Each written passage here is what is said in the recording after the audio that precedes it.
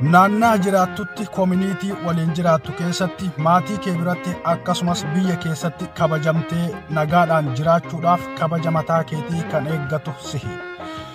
Soogidda ufiif jettu mi'aayi yookaan dhagaa jedhanii si darban jedha Oromoon yeroo mammaaku. Waa malee hin kaafne wanta kana. Yeroo ammaa kana Fatiyaa Mujaahid irratti wanta garagaraa oofaa jiranii miidiyaa irratti waa hedduu jedhamutu jira. Warroonni isiin akka sadarkaa kana geettu godhanii duuba dhaabatanii gara wanta kanatti dhiiban warroonni Fatiyaa Mujaahidiin nagadaa jiran eenyufaa keessattuu ijoollee Kaayiroo jiran yuutuubaroota gurguddoo namoonni lamaan akka gaaritti Fatiyaatti nagada godhataa jiru. Naganni isaan godhan kun isaaniif biizinasa mucayyoo ammoo maraatuma hin taane keessa galchaa jira. Ashamaa harka fuune ilmaan Oromoo eedila addunyaa kanarratti argamtan hundi keessan bakkuma jirtanitti nageenyi koo kan kabajaa isin haadha qabuun isin jedha. An mootii miidiyaadha. Mootii miidiyaadhaaf warroonni haaraa taatan subscribe gochuudhaan maatii keenyatti dabalama. Warroonni armaan dura maatii keenya taatan like share gochuudhaan nu jajjabeessaan isinin jedha.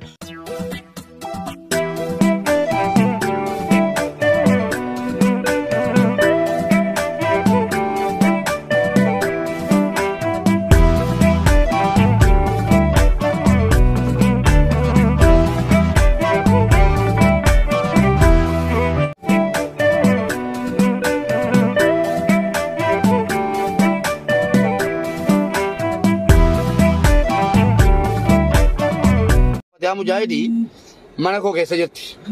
Mana koo keessa kan isin jirtu kiraa wayinaa kaffaltee yookiin immoo waan haa fayyadu fituun ta'in rabbiif jecha ofitti qabee fudhee galee mana kaadhee jira. Yoomi gaafa haati si duudhaa guyyaa lama isii hafu akkuma isin argitanu maallaqaan qabdu yaa jara keenya sumunii tokko farkaan qabdu Fatiyaan jechuudha.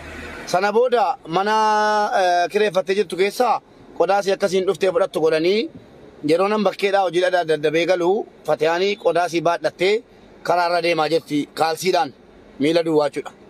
Kaalsiidhaan caammaa malee. Argeetanii maal taateen jedheeni. Maal taate Fatiyaa jennaan manan dhabee iddeetti galuun dhabee jennaan. Maal egaa akkuma teettooki saaloonii marra ciisitti taa'een fuudheenii gale sababa jechuudha. Ergan fuudhee galee akka carraa ta'ee boromtamuu haatisii garaa kiraa deemani. Erga haati gara kiraa deemanii gaafa ansiluma sodaatan jira argitaniittu gaafa haati du'anu isin ganama gara garaan deemoo lattee laayivii waraabaa haadha koo biran naqaa maal jedhaa turte. Amma immoo gidduu kana xiqqoo sabartee turte. Hiriyoonni si namoonni si beekanus kan hin beekne dhufanii bira bulaa erga taaziyaatii manuma kociisaartii. Egaa yeroo hunda yeroo garagaraatti xiinxallaawwan garagaraa wantoota ajaa'ibsiisoo ta'an isiniif qabadhee dhiyaadha. Akkuma duraanii har'as waanin xiinxalle tokko isiniif qabadhee dhiyaadhee jira. Jidduu kana Fatiyaa Mujaahid haati isii irraa duutee hedduu gadda keessa jirti booyaa jirti. Haa jennu gaddaa jirti. Haati namaa yeroo namarraa duute namni kamuu ni gadda.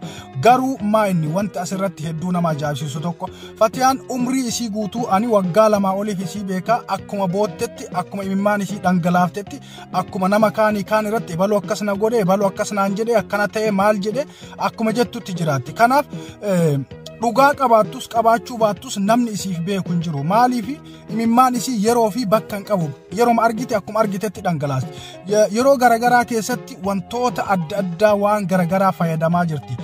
Fakkeenya kanneen kaasee isiniif himuudhaaf yeroo jalqaba gara miidiyaa dhuftu nama emmi jedhu jaaladhe jettee baatii torbaa ol qawxii godhaa turte hanga kilorooksii dhuydee of ajjeesa jechuu sadarkaa san hunda geettee Oromoon Kaayiroodhaa kan biyya biraas jiran gargaarsa garagaraa gochuudhaan sadarkaa san irraa baate achi boodas qophii homa garagaraa qopheessuudhaan wanta hedduu nama aarsan wanta hamilee hin qabne wanta gara malee nama oofu wanta gorsas namaaf hin qabne dalaguudhaan waa hedduu wanta nama qaanfachiisaa hojjetaa turte. Sana boodas ijoollee lama yookaan sadii dhiyeessuudhaan isarra jaalalli na qabe ebaluu fuudhuu edaa ebaluu na fuudhuu edaa jettee hanga veeloo uffattee heerumee jira jettee miidiyaadhaan baatee kijibuu hunda geettee jirti. Fatiyaan waa hedduu daladeetti jireenya ishii kana keessatti hangama biyya Masrii Kaayiroo kana keessa jiraattetti waa hedduu waan fokkisaa wanta shamara muslimaa tokkorraa shamara Oromoo tokkorraa hin eegamne hojjatte jechaadha. Kanaaf as deebitee nama komanti as deebitee tuma nama komatti waa balleessitii deebitee nama komatti namni miidiyaa irratti bahee arrabsamuun isaan oolu namni waa jedhuun hin oolu yeroo namni waa jedheen ni boossii ni imimmaan isii dhangalaasti nama komatti nama abaartii maal jetti waan garagaraati. Haadha isii kan duute rabbi haa araaramu rabbi jaannata haa seensisu. Garuu falfala duraan falfalaa turte osoo haatiin dhukkubin ummaan kee du'aa jirti ummaan tii akkas taate maal taate naa birmadhaa na dhaqqabaa jettee boo'u jirti. Namni hedduun isin dhaqqabneef hin birmanneef sababni namni birmachuu fi dadhabeef maali? Isin yeroo hunda bootti boo'icha hin taane kana keessa of oofteeti oman taaneef bootti yeroo hunda booyuun isii kuni miidhaa guddaa isirraan ga'ee jira. Miidhaa guddaa isirraan ga'e. Namni sababa malee yoo boo'e gaafa rakkatee yookaan wanta dhugaa tokkoof rakkatee boo'e namni ni soba. Akkanuma bootti booyuun amala isiiti jedhan akkuma isii kana jechaadha. Kanaaf sadarkaa boo'ichaa kanarraa ba'uun baay'ee barbaachisaadha. Oromoon boo'ichaan hin beekamu. Oromoon gootummaan beekama. Gara laafessa akkasuma immoo gara jabeessa yeroo nama miidhame arge ni qarqaaraa cinaa dhaabbata saniin gara laafessa. Garuu rakkoowwan gadadoowwan garagaraa Oromoo irratti yeroo garagaraatitti mudataa jira. Rakkoo san ammoo gara jabaannee cimnee obsineeti bira dabaraa jira. Kanaaf obsanii bira dabruun hedduu barbaachisaadha. Fatiyaan amma wanta san godhuu hin dandeenye. Isii qofaa miti as duubaan namoonni jiran warroonni akka mangee eenyu jedhaman mucaa mangee jedhamu yuutuubara kanaafi ammas Mubaarik Musammaa ga'ee guddaa taphatanii jiru. Viidiyoolee tokkoon isin dalaydu wanta isin Facebook irratti dalaydu hunda buufataniiti daawunlood godhanii YouTube irratti fe'achuudhaan wanta isin haasoyte kana oo'isaniif isin ammoo oo'a kana komantii namaa kana dubbisteeti maraatti. Kun isii maraatuma keessa buuseera. Isaan ijoolleen kun lamaan mangee magartuun biizinasa mataa isaanii hojjettu jiru. Mubaarik Musammaas biizinasa mataa isaa hojjettu jira.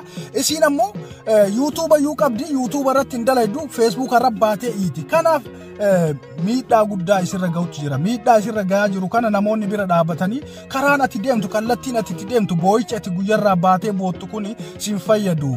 Boo'icha kana dhiisi gara sirriitiin gara kanaan kootu akkanatti hojjedhu jedhanii gorsanii kararraa deebisuudha malee garama isin deemteen duuka deemanii isiif hafarsuun sirriidha dhugaa keeti miskiina koo bareedduu koo boosettii koo gara laafettii koo jedhanii isii qilleensetti hafarsuun bu'aa tokkollee hin qabu. Kanaaf yoo danda'ame hanga danda'ametti ijoolleen bira jiran gorsitanii warroonni akka asliifaan warroonni akka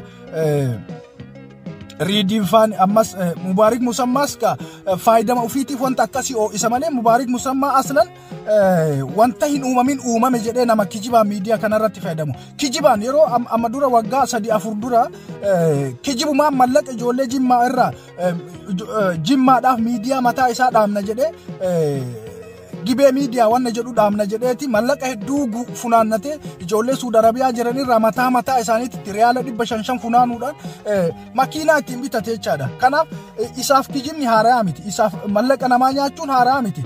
Nama garagaraa namoonni dhukkubne akkas ta'e dhukkubee maaliidha mallaqa guuraa jedhee ijoollee Oromoo irraa mallaqa guuree ittiin nagadataa jira. Suuqii mataa isaa ittiin banatee jira. Kaayiroo keessatti makiinaa ittiin bitatee jira. Atta makiinaan isaa yeroo ijoolleen Jimmaadha mallaqa kenna kanurraa guurteen makiinaa bitatte ati akkamiin makiinaa bitatte mallaqa nuti miidiyaa ittiin dhaabuudhaaf ijoollee warra Jimmaatiif miidiyaa haaraa ittiin banuudhaaf mallaqa guurre malee makiinaa bitattuufi miti jedhanii gaafa ijoolleen Jimmaatti ka'an qannuubbish jedhee maqaa itti baafate makiinaa isaatti sitti hinaafanii sitti qanna'anii akkana godhatanii jedheeti maqaa isaa makiinaan Mubaarik Musammaa maqaan isii qannuubbishiidha. Kanaaf warroota bifa kanaan ilmaan Oromoo irratti nagadanii ilmaan Oromoo irraa faayidaa garagaraa argachuudhaaf wanta hin taane miidiyaa irratti bayanii haasan kanniin gorsuu danda'uu qabna. Dhaabbadhaa jechuun danda'uu qabna. Mubaarik Musammaa aslan yeroo hedduu namni itti hima akka inni karaa sirrii hin jirre akka inni waan sobaa hojjettutu jiru hin dhaga'u garuu hin dhaga'u.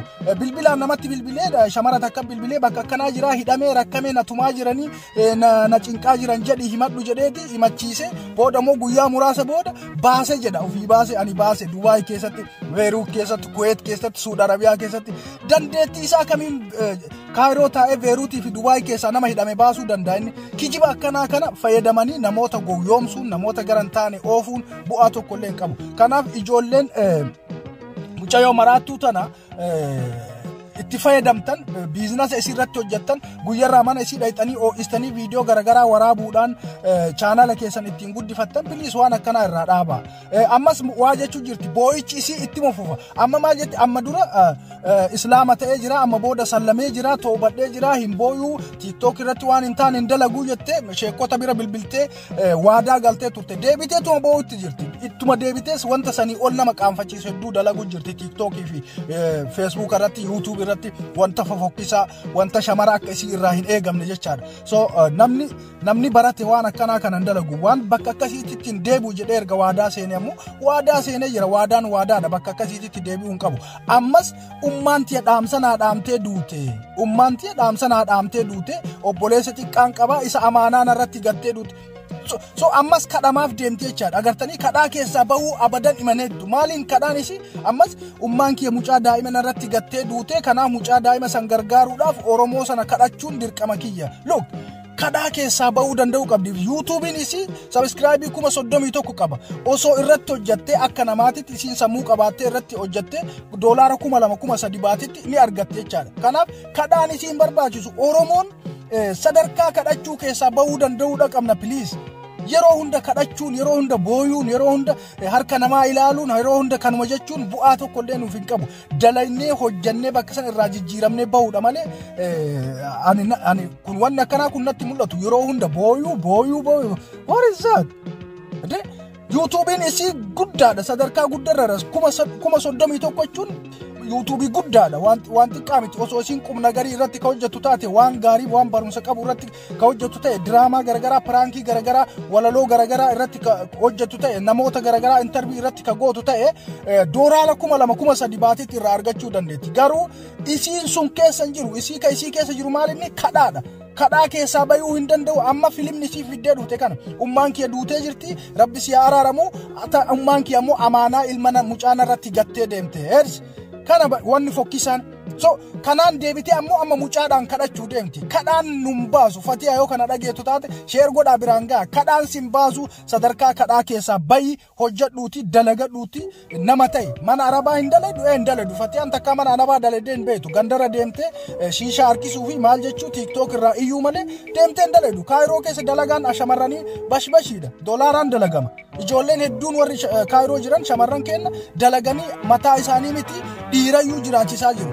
Isiin maa'inni namaa gadi moo maaliin fayyaa guutuun qabdu moo maal? Waaqayyo rabbiin qaama isii tolchee bareechisee uume fayyaa kenneefi jira. Dalaydee hojjattee bakka sanii bahuudha malee arboo 20 sa'a kadhaa YouTube irratti Facebook irratti bayanii booyuun gadhummaadha.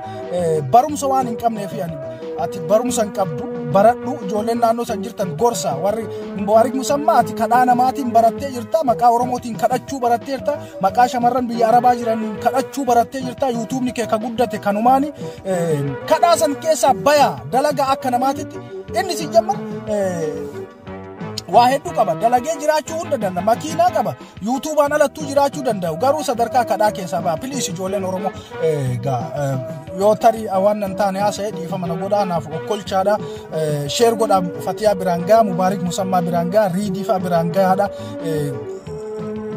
akka wal gorsan godhaa abduu namangeefaa biraan ga'a viidiyoo kana jechaadha akka namarratti biizinasa hojjechuu haa dhaaban viidiyoo mataa isaaniin hojjetan viidiyoo namaa fuudhaniiti waan nan taane gadhee haasaa fokkataa boo'icha yeroo hunda nutti maxxansaniiti garaa ilmaan Oromoo raasuudhaan mallaqa ijoollee Oromoorraa funaanuu baratan sadarkaa kana keessaa baya nuti Oromoo biyya keessaa rakkatu yoo dandeenye qarqaaruudha malee Oromoo baqatee Kaayiroo keessa taa'ee carraa biyya alaa eeggatu wanta garagaraa nurratti uumanii isaan wajjin rakkachuu cinqamuu dadhabannee jirra sadarkaa san keessaa baya kan isin wajjin ture mootii irraa qophiilee garagaraa yeroo hedduu taazabbii fi wanta garagaraa irratti ni hojjedha qabsoo biyya keessaa irrattis waa hedduu isiniif dhiyeessa subscribe gochuudhaan maatii keenyatti dabalamaa warroonni viidiyoon kun isin bira gahe share gochuu hin dagatina yeroo biraa viidiyoo biraatiin walitti deebina horaa bulaa deebana.